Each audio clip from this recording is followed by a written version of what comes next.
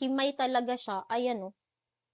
Hi guys! So, dumating na yung in-order ko from TikTok, yung mga jar, ano ba, kagikit, crab paste. So, i-try natin siya. Actually, na-try ko na yung crab paste. Dito ako excited sa kagikit. Can I just say, sobrang secure naman ng pagka-pack nila kasi talagang binalot ng malala, which is okay naman kasi, syempre, pagkain, tapos jar.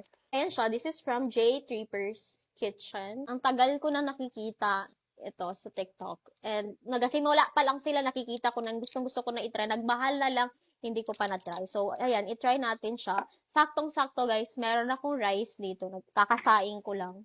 Kasi gusto ko talaga may init ang kanin. Like, fresh na fresh. Try natin siya kung masarap ba talaga. Ayan umuusok-usok pa yung kanin ko. So, hindi ko na siya iinitin kasi excited na talaga akong i-try siya kung masarap. At ang hirap niya i-open. So, ayan, na-open ko na siya. And ayan siya sa loob. Okay. Like, ano talaga siya, guys?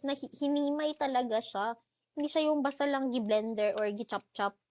Himay talaga siya. Ayan, oh. Kita nyo ba yan? Ang ganda. Grabe, ang ganda ng pagkahimay. Yan yung gusto ko. Try natin. Kuha tayo ng oil niya. Ang kinuha ko, guys, is extra spicy. Try natin siya.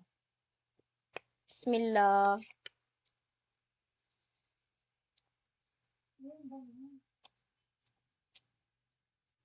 Sarap! Guys, ang sarap.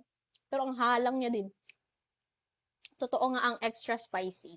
Kasi akala ko hindi masyado spicy yung isa. So, extra spicy ko.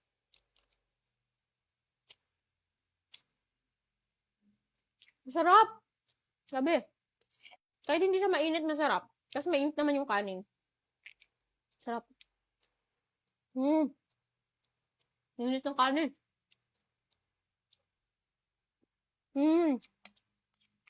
Ang sarap nito in fairness.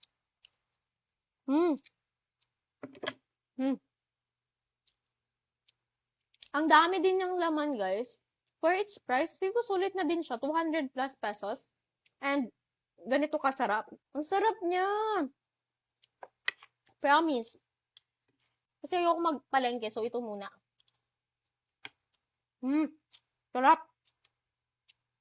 Ganitong gusto ko sa kagikit, guys. Yung hindi siya dry. And hindi crispy. Ayan, no? Kahit konti lang, sobrang malasa. As in. Yabe.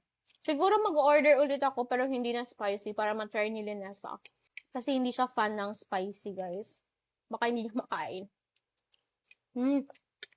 Sarap. Kung gusto niyo rin, guys, i-try to, like, interested din kayo, nandyan lang din yan sa Yellow Basket. I-try niyo na kasi ang sarap. And very extra spicy din siya.